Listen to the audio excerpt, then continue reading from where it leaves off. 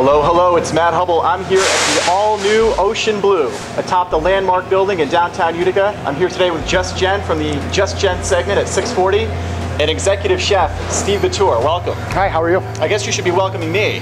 Welcome to Ocean Blue. So tell us about the origin of this restaurant. It's a family business. They've done so well. They love food, they love art. It's all come together as a family collaboration, and they've done an amazing job. Rosemarie's mother did all of the art, Georgia Tellerico. I like how everything is black and white to match the paintings. It's beautiful. The tiling is awesome. Yeah, they wanted it to be black and white, very classy, the whole entire building. So when they sent the art over to Georgia, she did every single piece for the restaurant, specifically in black and white. It's phenomenal. She studied in Italy. She's done fashion design work, her arts and galleries everywhere, and they're going to feature her art on the different postcards they send out each season to put a different piece out so people can enjoy her art as well. I'm excited to be here. What are we going to cook up today? We're going to do a PEI mussel dish, Prince Edward Island Mussels, with some fresh ground sausage that we do in-house, some bell peppers, some heirloom cherry tomatoes, and a Pernod butter sauce.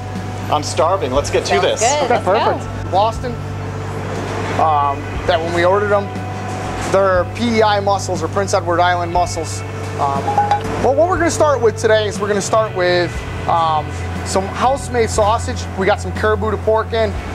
We cut it up and we made it into our own special house-made sausage that we use in a couple dishes.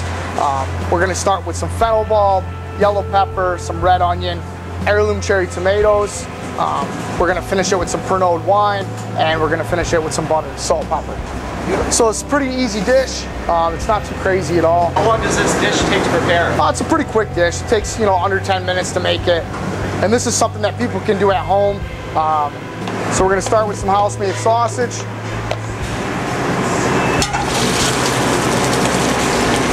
I like me some sausage. Yeah. Now, what kind of sausage is that? It's basically an Italian sausage blend. So we're just going to get it moving in the pan a little bit. Doesn't take very long to cook at all. One of the things that we're going to pride ourselves on in this restaurant is making everything from scratch, not buying anything frozen or anything like that. That's a great addition to Utica for sure. We'll get some fennel in there. Now that's gonna bring a great aroma out for sure. Some yellow peppers, some red onion.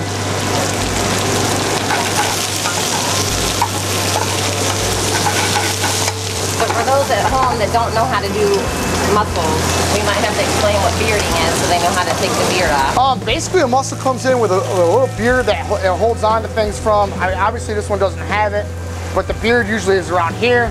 It's a little fuzzy. A little fuzzy, but you can clean them off, and you just pull them off and scrub them under some cold water, never hot water. And female mussels have beards? I believe so.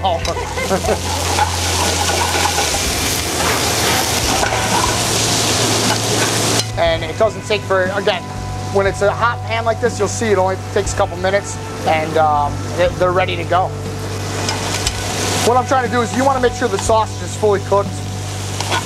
Make sure the vegetables you still want them a little crisp, a little bite to them, but you want them to kind of loosen up a little bit. Start to become more aromatic and, kind of al dente in your mouth. Once you put everything else in the same pot, it really starts, kind of finishing up pretty quick there. Put in your tomatoes. Tomatoes, we're going to put them in a second.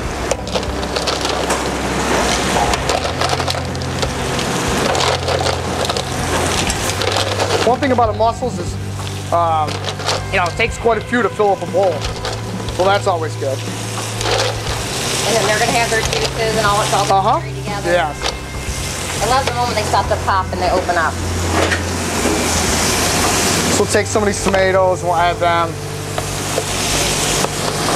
So this is a dish at home that you can pretty much do everything in one pan. Just trying to get some of the smaller ones. So everything cooks nice.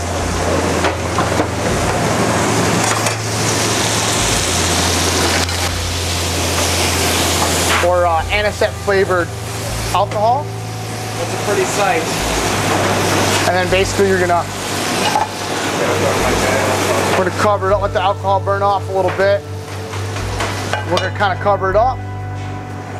Give those mussels a couple seconds and they're gonna kind of open up in the pan. Now Matt, would you do this at home with the flames and all that? Why is she asking me that? Because I microwave everything. So you can see these mussels are starting to open right up. The liquid's almost gone in there. What we're gonna do is we're gonna add some butter to it. I like butter. Butter I think is a great ingredient. It is amazing. So, I love butter. To kind of finish this sauce with the butter.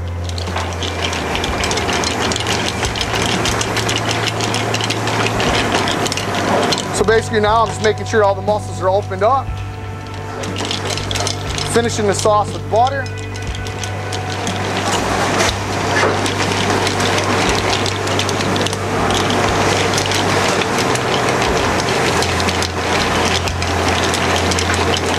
Now what kind of dish, like if someone's going to do this as an anniversary or a date for someone, what's the best, it's like one of the best things to do if they're trying to have a romantic meal or? I mean, mussels for me, I mean, I'd rather have this than to go in and have like a giant heavy meal.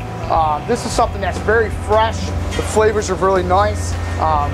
And you can do it at any time. You can eat this at any time. Right. So basically this dish is all set. Now, how do we eat this? With a fork? Yep. Or fingers? Fork, fingers, whatever you want. Let's do fingers.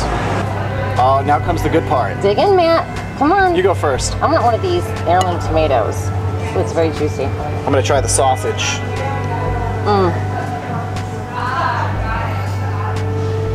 Wow. It's fabulous. Even the tomatoes have all the flavors of the dish.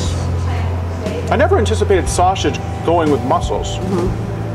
Combining a seafood with a regular meat, it works. Well, we're on the rooftop now on the terrace. Beautiful day out here, top of ocean blue. How many floors up are we? We're on the roof, which is 4 floors up. Beautiful view downtown. Absolutely. In the evening, it's beautiful. They have the lights going and it puts off heat and you can see it from miles around. We were talking about this is exciting for everyone because it's historic. I mean, you're the first rooftop restaurant. You're bringing a new kind of food here. The nice thing about it is that, you know, we're hoping that this sparks some interest in the Utica area and some restaurants open around here, some new flares and some new things.